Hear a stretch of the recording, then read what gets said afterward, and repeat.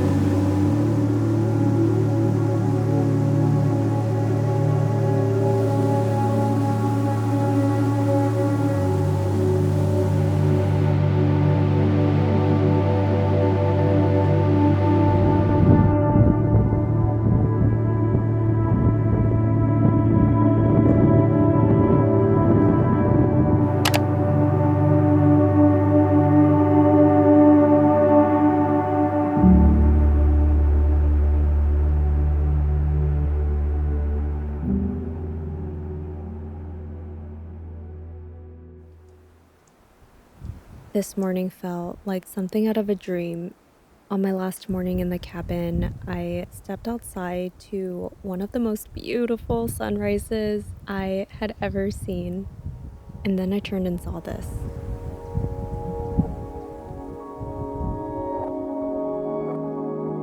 Afterwards, I made my way over to Lago Grey for a boat tour of the Great Glacier, and I remember the entire time thinking to myself, are you kidding me? How are these places even real?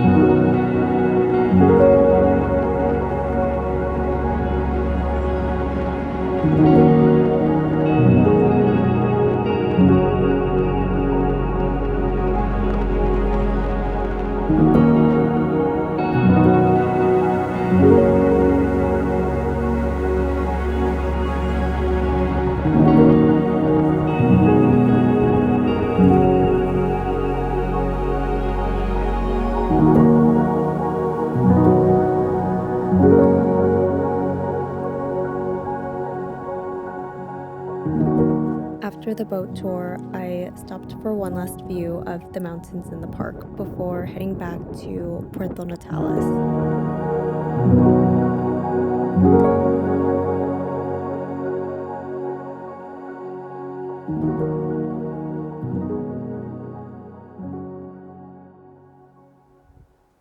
On my first day in Los Glaciares National Park, I hiked the trail to Mirador Fitz Roy and Laguna Capri. During this time of year, autumn was at its peak, and the trail was draped in a blanket of fall colors.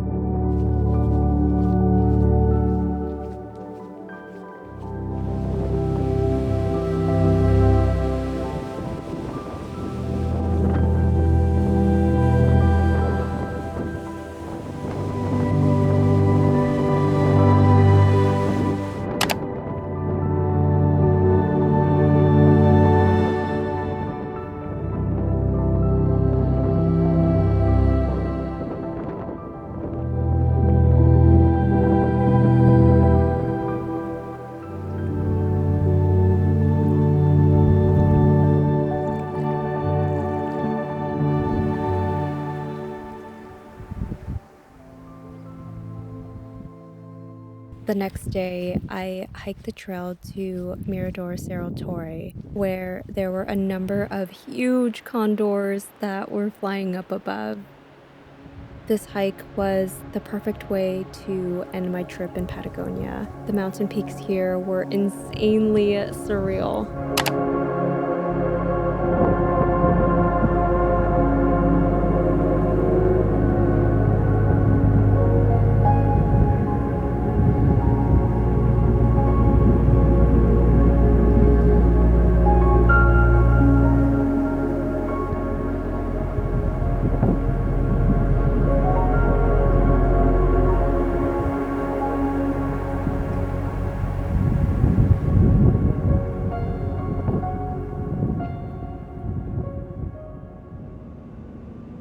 While I was sad to be leaving Patagonia, being here reminded me how lucky we are to be here on this earth that's so rich with these incredibly beautiful places, not just in these faraway corners of the world, but also in the familiar places close to our homes.